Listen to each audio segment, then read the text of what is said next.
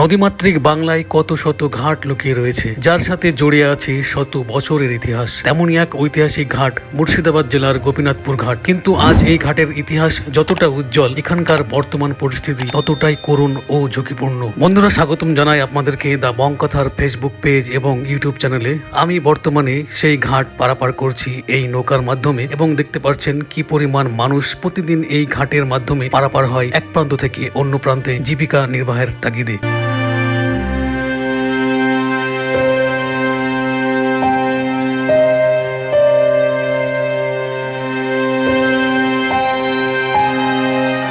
একসময় নবাবী আমল থেকে শুরু করে ব্রিটিশ শাসন পর্যন্ত বাণিজ্য এবং যোগাযোগের অন্যতম গুরুত্বপূর্ণ মাধ্যম ছিল এই গোপীনাথপুর ঘাট। স্থানীয় ব্যবসায়ী থেকে শুরু করে দূর দূরান্তের মানুষ এই ঘাটের ওপর ভরসা করেই পারাপার হতেন।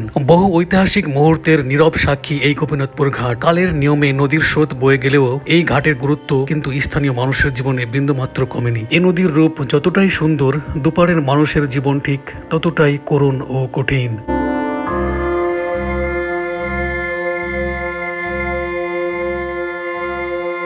আজ আধুনিকতার যুগে দাঁড়িয়েও একটি ব্রিজের অভাবে হাজার হাজার মানুষকে প্রতিদিন জীবনের ঝুঁকি নিয়ে এভাবেই নদী পারাপার হতে হয়। বিশেষ করে বর্ষাকালে এই ঘাট হয়ে ওঠে এক বিপজ্জনক মৃত্যু ফাঁদ।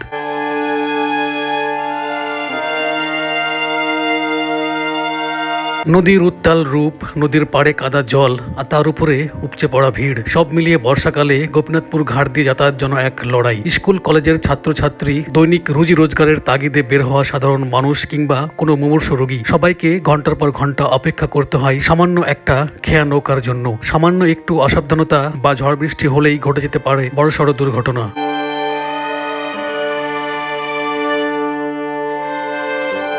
দিনের পর দিন কেটে যায়, নদীর জল বয়ে যায়, কিন্তু বদলায় না গোপীনাথপুর ঘাটের মানুষের জীবনের ভাগ্য। এই ঐতিহাসিক ঘাটে অবিলম্বে একটি স্থায়ী ব্রিজ বা সেতু নির্মাণ করা হোক, এই দাবি জানাই পশ্চিমবঙ্গ সরকারের কাছে। বিগত সরকারের সময়ে তৎকালীন এমএলএ শৌমিক হোসেন এখানে নানান রকমের কর্মযজ্ঞ করার চেষ্টা করেছিলেন ব্রিজ তৈরির উদ্দেশ্যে, যা এখন অতীত। আপনারা দেখতে পাচ্ছেন আমার সামনে মানুষ কিভাবে কষ্ট করে নেমে আবার কাদা পার করে গিয়ে তারা টোটো বা অন্যান্য যানবাহন ধরে আপন আপন বাড়িতে পৌঁছবে। আপনাদেরকে আরো জানিয়ে রাখি, বর্ষাকাল কিন্তু এবার সেভাবে আসেনি, তাই নদীতে জলের পরিমাণ সেরকম নেই বললেই চলে। এই জল পুরো কানায় কানায় ভরে যায়, আরো অনেক উপরে পর্যন্ত উঠে আসে। তখন হয়ে ওঠে এই নদী আরো ভয়াবহ।